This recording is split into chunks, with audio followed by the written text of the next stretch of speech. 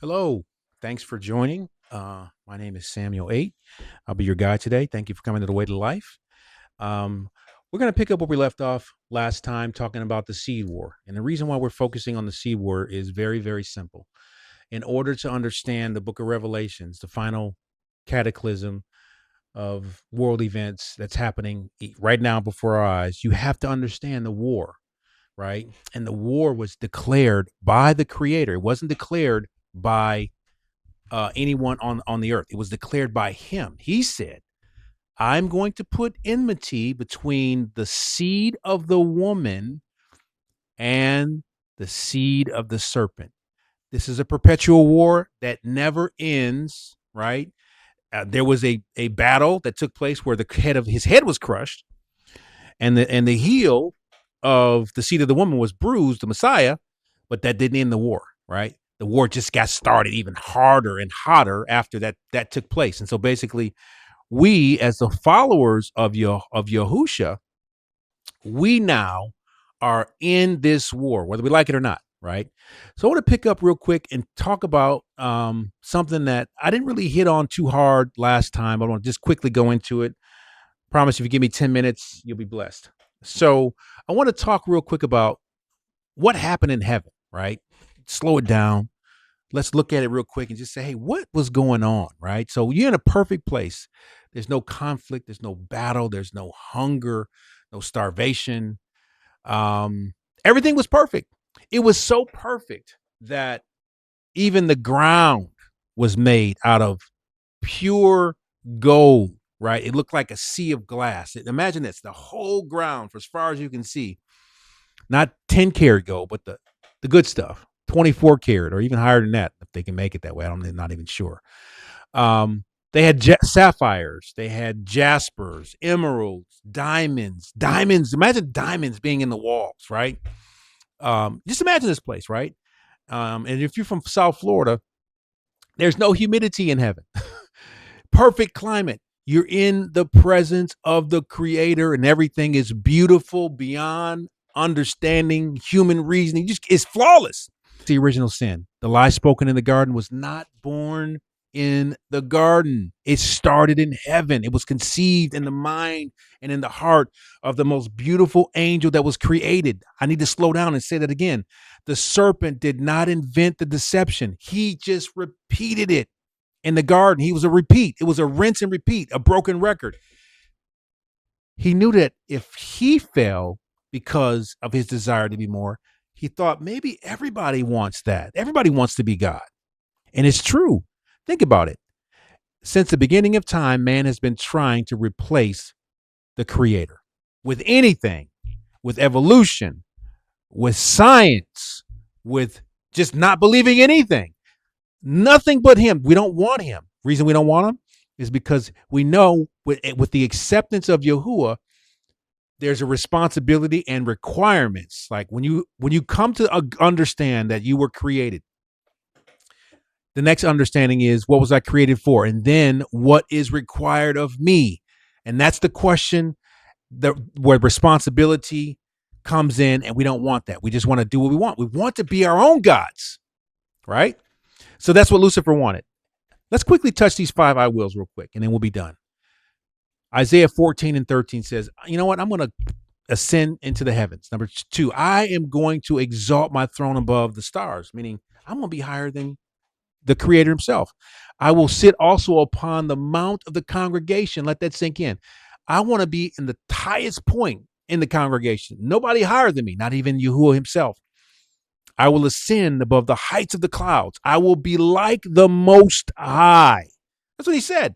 I want to be just like him, not almost like him, but equal to him, right?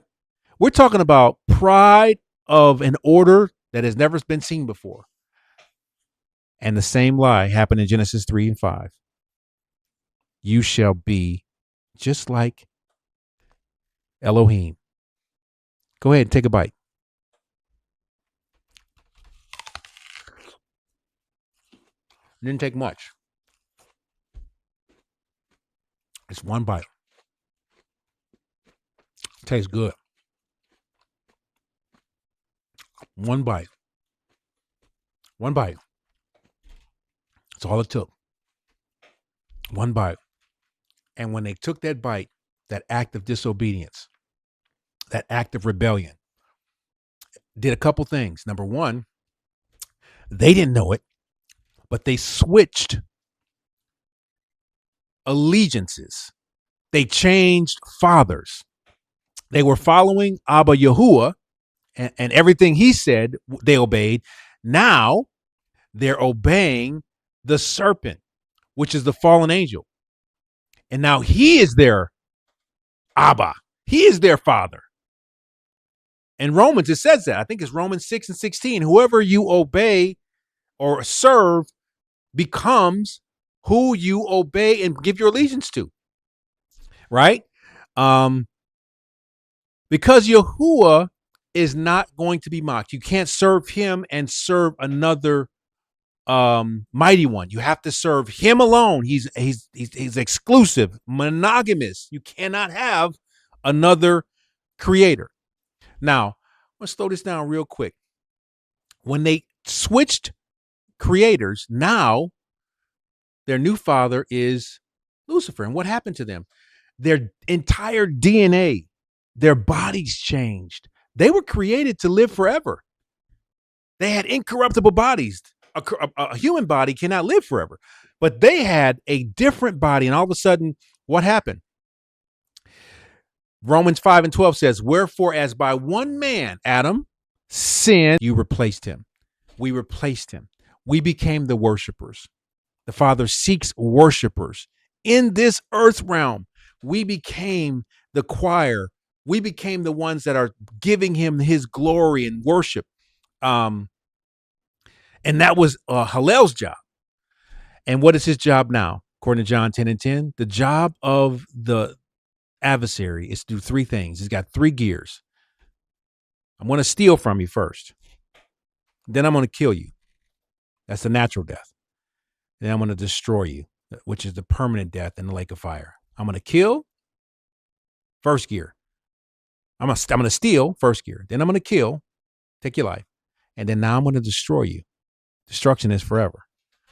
So this is a war, folks. It's a war founded on hatred. It's a war where we're targeted, and we're targeted because we are his seed. Whether we like it or not, if you become the seed of the Messiah through faith, right? Through faith, if you become a child of Yahuwah through faith in Yahusha, the Messiah, you become a target because of the war declared in Genesis 3:15, period. I don't care if you want to or not, you are in the war. But I got good gospel news for you.